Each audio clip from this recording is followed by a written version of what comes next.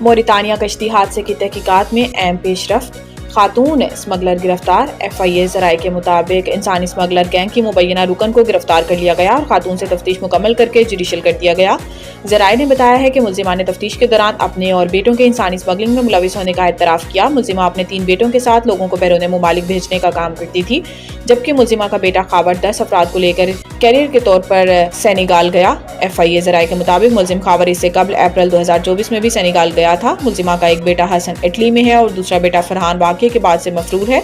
ملزمہ کو ایک روز قبل گجرات کے نواحی گاؤں جھوڑا سے گرفتار کیا گیا۔ ملزمہ کے موبائل اور بینک اکاؤنٹ تفصیلات بھی حاصل کر لی گئی ہیں۔ یاد رہے کہ جمعرات کو افریقی ملک موریتانیہ سے غیر قانونی طور پر اسپین جانے والوں کی کشتی کو حادثہ پیش آیا، جس کے نتیجے میں 44 پاکستانیوں سمیت 50 تارکین وطن ہلاک ہو گئے۔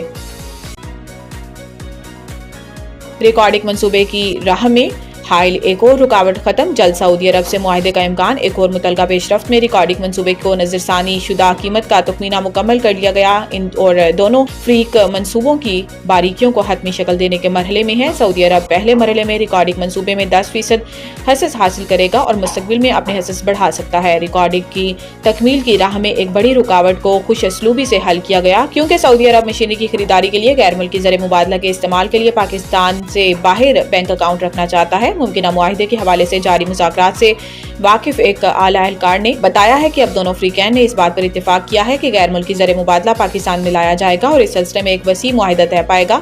ریکارڈنگ مائننگ کمپنی RMDC کو بلوچستان کے لیے لیویز کی بھرتی اور ادائیگی کے طریقہ کار کی ذمہ داری دی گئی ہے۔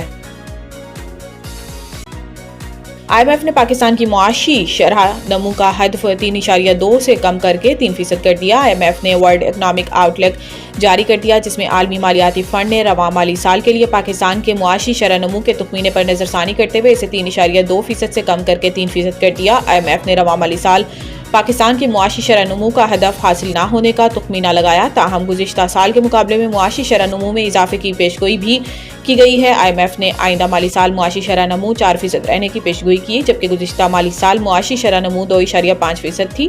IMF کا کہنا ہے کہ رواں مالی سال پاکستان کی معاشی شرح نمو 3% رہنے کا امکان ہے، جبکہ پاکستان نے رواں مالی سال کے لیے معاشی شرح نمو کا ہدف 3.6% مقرر کر رکھا ہے۔ اکتوبر 2024 میں IMF نے رواں مالی سال کے لیے پاکستان کے معاشی شرح نمو کا تخمینہ 3.2% لگایا تھا۔ گیس کی خریداری اور فروخت میں سوئی گیس کمپنیوں کا اجارہ داری ختم۔ پیٹرولیم ڈویژن نے اس کے نفاذ کے فریم ورک کے اعلامیہ جاری کر دیا، جس کے مطابق تھرڈ پارٹی نجی شعبہ کو گیس کی فروخت کی اجازت دے دی گئی ہے اور ایکنگ نے اس کی ایک حد کی توسیع کر دی ہے کہ 100 ملین مکعب فٹ گیس پرائیویٹ کمپنیاں ایک سال میں فروخت کر سکیں گی۔ اس پالیسی کے تحت تلاش و پیداوار کمپنیوں کی ترمیم شدہ پالیسی کا سالانہ بنیادوں پر جائزہ لیا جائے گا، تاکہ اس شعبے میں $5 ارب کی سرمایہ کاری کا راستہ ہموار کیا جا سکے۔ کونسل آف کامن انٹرسٹ 26 جنوری 2024 کو ترمیم شدہ 2012 کی پالیسی کی منظوری دے چکی ہے، تاکہ تلاش و پیداوار کی کمپنیوں کا حق ہوگا کہ وہ اپنی پائپ لائن کا 35% حصہ تھرڈ پارٹی کو فروخت کر سکیں، جس کے پاس اوگرا لائسنس ہوگا۔